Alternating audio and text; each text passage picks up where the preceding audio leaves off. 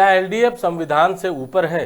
Supreme court और सरकार दोनों को क्यों कर रहा है वह नजरअंदाज। नमस्कार, मैं डॉक्टर विजय।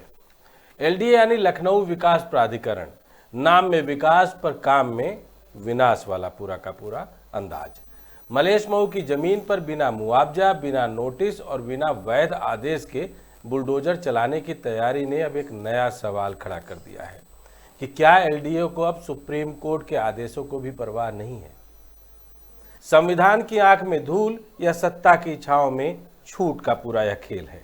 सुप्रीम कोर्ट ने अपने कई ऐतिहासिक फैसलों में कहा है कि बिना मुआवजा अधिग्रहण अवैध है, प्रॉपर्टी राइट्स नागरिक का मूल अधिकार है, ऐसा आर्टिकल 300A में बताया गया है। किसी भी निर्माण को हटाने से पहले स्पष्ट नोटिस, सुनवाई और वैध आदेश अनिवार्य हैं। लेकिन मलेश मऊ में क्या हो रहा है? न कोई सार्वजनिक मुनादी हुई, न कोई अधिसूचना जारी, न किसी ग्रामीण को मुआवजा मिला और न ही एडीएम से अंतिम अनुमति स्पष्ट हुई। फिर भी एलडीए बुलडोजर के साथ खड़ा है। क्या यह लोकतंत्र का मजाक नहीं है? वाकई क्या एलडीए अब राज्य सरकार से ऊपर हो चुकी है? क्योंकि यूपी सरकार बार बार कहती रही है कि न्याय की प्रक्रिया में पारदर्शिता होनी चाहिए।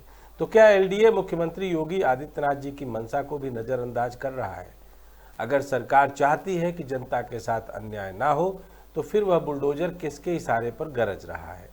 क्या यह लैंड बैंक के नाम पर जमीन इकट्ठा करने का विकास है या फिर किसी बड़े बिल्डर, योजना या प्रोजेक्ट की भूमि बिछाने की चाल? दरअसल एलडीए की जिद या कोई जमीन के खेल की गहराई, यह अब समझने का वक्त आ गया है। क्योंकि इस बात की आशंका से इनकार नहीं किया जा सकता है कि एलडीए जनहित योजनाओं की आड़ में जमीन की हेराफेरी कर रहा है। दस्तावेजों के नाम पर झूठी फाइलिंग और नकली मुआवजे के रिकॉर्ड दिखाए जा सकते हैं और हो सकता है यह जमीन किसी रियल एस्टेट गठजोड़ का हिस्सा बन चुकी हो। यानी मलेश मऊ की जमीन अब किसी मास्टर प्लान का हिस्सा नहीं, बल्कि किसी मास्टर माइंड की चाल बन चुकी हो। प्रशासनिक दमन बनाम संवैधानिक अधिकार के रूप में अगर हम एलडीए का पूरा रोल देखें तो बड़ा साफ साफ दिखेगा। दरअसल एडीएम को दी गई शिकायत साफ साफ कहती है कि ना तो ग्रामवासियों को कोई मुआवजा दिया गया, ना ही कोई वैध प्रक्रिया अपनाई गई, बावजूद इसके निर्माण तोड़ने की धमकी दी जा रही है।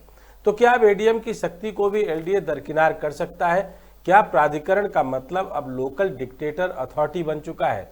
अब जनता यही सवाल पूछ रही है कि न्याय कहाँ है, योगी जी कहाँ है, कोर्ट क्यों चुप है?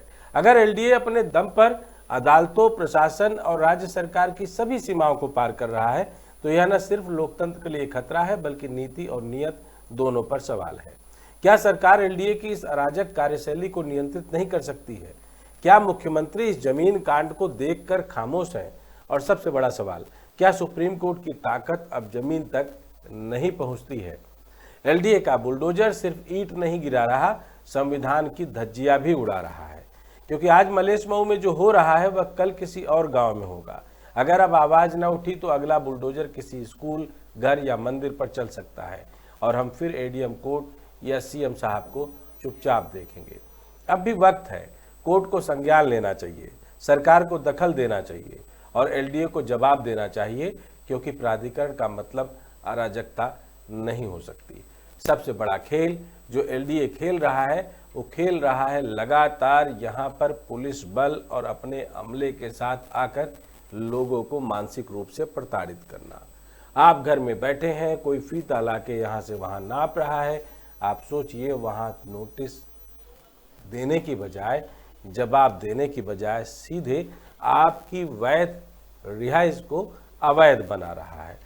तो कुल मिलाकर के यह अवैध बनाने वाला पूरा खेल शायद अब सबको दिख भी रहा होगा, लेकिन काश एलडीए के आला अधिकारियों को दिख जाए और उन प्रशासनिक अधिकारियों को जो चाहते हैं कि योगी आदित्यनाथ का नाम किसी भी तरीके से बदनाम ना हो और डबल इंजन की जो अपनी डोज बनी हुई है वो पूरी तरीके से सत्ता पर काबिज रहे और जीरो टॉलरेंस और ट्रांसपेरेंट की नीति साफ साफ जमीन पर दिखाई दे, ना कि कागजों के अंदर, फाइलों के अंदर दम तोड़ती रहे और सड़क पर आकर बुलडोजर की दहाड़ चलती रहे।